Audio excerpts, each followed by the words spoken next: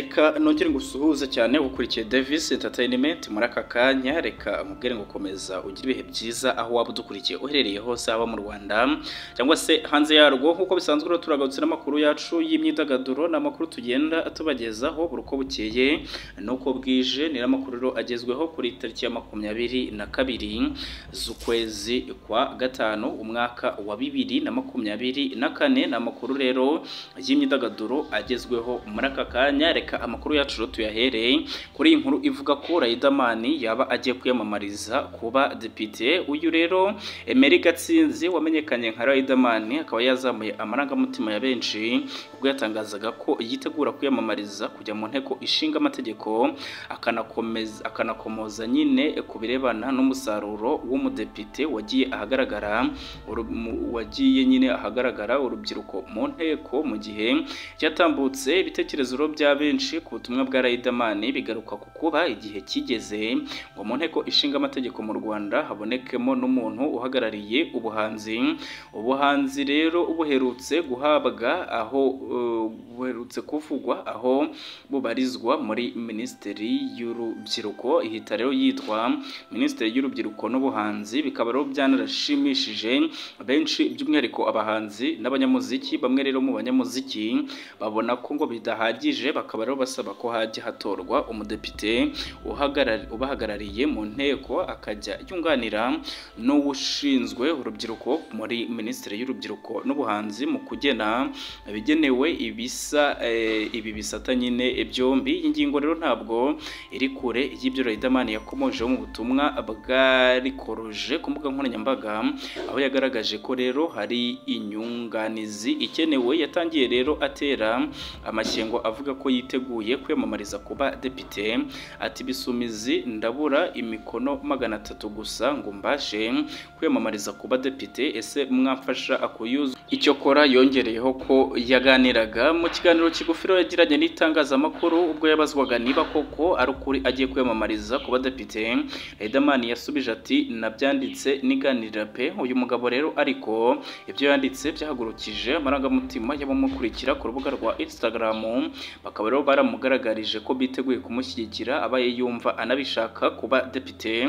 Muri abo rero harimo Murongi Sabine nyiri Simbi TV ikorera kuri YouTube, Luckman Nzayimana wa Televiziyo Rwanda, Patikope Junior Lumaga na Fata ku Mavuta. Bose rero bakaba baramugaragarije ko bo n'imiryango yabo biteguye kuba abamushyigikira. Riderman rero yatanze umukoro ku rubyiruko wo kurebera hamwe umusaruro k'umudepite uruhagarariye mu nteko ishinga amategeko, niba yaragize uruhare mu iterambere ryabo. Mu bibazo rero yagarutseho kandi hari ukwibaza bishingirwaho niba umuntu ufite bisajya yakwakirwa ngo abe yaruhagararira. Ibyo Riderman rero yabajije birimo ese mu Rwanda byashoboka ko umurasta abadepite uhagarariye urubyiruko? Ese nibiki mwifuza ko depite uhagarariye urubyiruko yavuganira urubyiruko?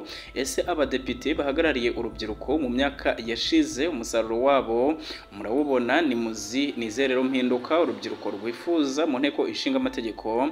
Riderman rero ugiye kuzuza imyaka 20 mu muziki, akaba yibukije abatanga ibitekerezo kuba imfura birinda amagambo asesereza. Ati ndabasabye mu bisubizo twirinde amagambo arimo ikinyabupfura gike n'imvugo isesereza. Ku wa 15 Nyakanga rero 2024 nibwo mu Rwanda hazaba amatora y'abadepite n'ay'umukuru w'igihugu muri manda y'imyaka 5. Mu matora aheruka ya 2018 abatorewe guhagararira urubyiruko mu nteko ishinga amategeko ni Maniriho Clarisse na Kamanzi Ernest waje kwegura kuri izi nshingano muri 2022 avuga ko ari ku mpamvu ze bwite. Nubwo rero urubyiruko ruhagarariwe mu nteko ishinga amategeko mu Rwanda siko bimeze ku bahanzi. Ni mu gihe kandi hari abatangaje ko abahanzi baramutse bahagarariwe muzika nyarwanda yabyungukiramo. Mu bahanitse rero ijwi ikuri y'ingingo harimo Alex Muyoboke na Safi Madiba. Komisiyo y'igihugu y'amatora rero NEC yatanze umucyo kuri iyi ngingo asubiza rero ikibazo cy'umunyamakuru w'inyarwanda. Perezida wa komisiyo y'amatora NEC Oda Gasingizwa yavuze ko buri munyarwanda wese yemerewe kwiyamamaza ku mwanya ashaka mu gihe yujuje ibisabwa, avuga ko rero ntawe ukwiriye guhatanira kwinjira mu nteko ishinga amategeko kubera ko gusa ari umuhanzi, ati yajyamo kubera ko byujuje ibisabwa, ati kandi yajyamo kubera ko hari abamushigikiye, kubera ko hari icyo azageza ku banyarwanda. Yakomeje avuga ko rero abahanzi badahejwe mu guhatanira kwinjira mu nteko ishinga amategeko, ariko kandi bagomba ngo kubikorera, ati rero ntibahejwe ariko kandi bagomba kubikorera. Umuhanzi rero atowe mu nteko yafashe iki abari mu nganda ndangamuco w'u Rwanda? Alex Muyoboke rero warebereye inyungu abahanzi nyarwanda bakomeye yakomeje avuga ko igihe abahanzi bagira ubahagararira mu nteko yatuvugira, ati rero ntabwo ari ugukemura ibibazo byose yatuvugira, twaba tubonye umuyobozi w'ibibazo dufite kuko ngo bazabimenya ari benshi. Yavuze ko rero mu busanzwe ngo umudepite mu nteko abahagarariye abaturage, bityo n'uwo muntu watorwa ngo yaba ahagarariye abahanzi akajya avuga ibibazo bafite. Avuga ko igihe bidakunze ko hatorwa uhagarariye abahanzi mu nteko, ngo hakenewe urwego rukomeye rushyizweho na leta rureberera uruganda ndangamuco. Reka amakuru yacu tuyakomereze kuri iyi nkuru ivuga ko yatunguwe n'abarimo The Ben, Israel Mbonyi rero na Adeline Misigaro bakoranye bwa mbere indirimbo. Ni inshuti rero z'igihe kirekire, abahanzi b'indirimbo zo kuramya no guhimbaza Imana bakomeye muri iki gihe. Adeline Misigaro na Israel Mbonyi bakaba barafashe amashusho y'indirimbo yabo bakoranye, yabaye rero indirimbo ya mbere aba bombi bakoranye nyuma y'igihe buri umwe ari mu rugendo rw'umuziki nk'umuhanzi wigenga. Bombi rero bafashe amashusho y'iyi ndirimbo mu ijoro ryo kuri wa mbere ku itariki ya 20 Gicurasi 2024 bafatiye mu rusengero rwa New Life Bible Church ku Kicukiro. N'amashusho bafashe bihurirana n'itariki idasanzwe kuri Israel Mbonyi kuko aribwo yizizaga isabukuru y'amavuko ye, dore ko yavutse ku itariki ya 20 Gicurasi muri 1992.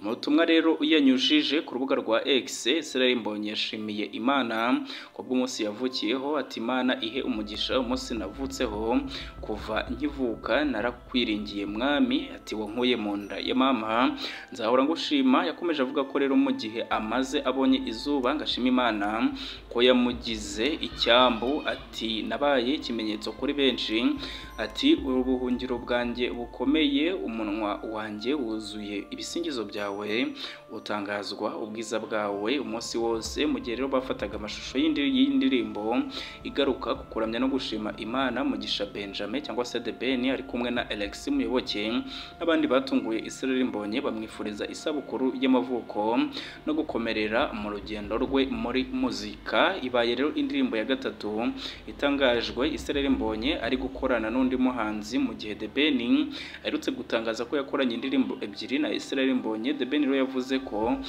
izi ndirimbo zakorewe muri Country Record kandi ngo zizajya hanze mu minsi iri imbere. Adeline Misigaro rero akaba yarabwiye itangazamakuru ko iyi ndirimbo yihariye kuri we na Israel Mbonyi ngo kuko ngo ari iya mbere twembi tugiye kuba dukoranye.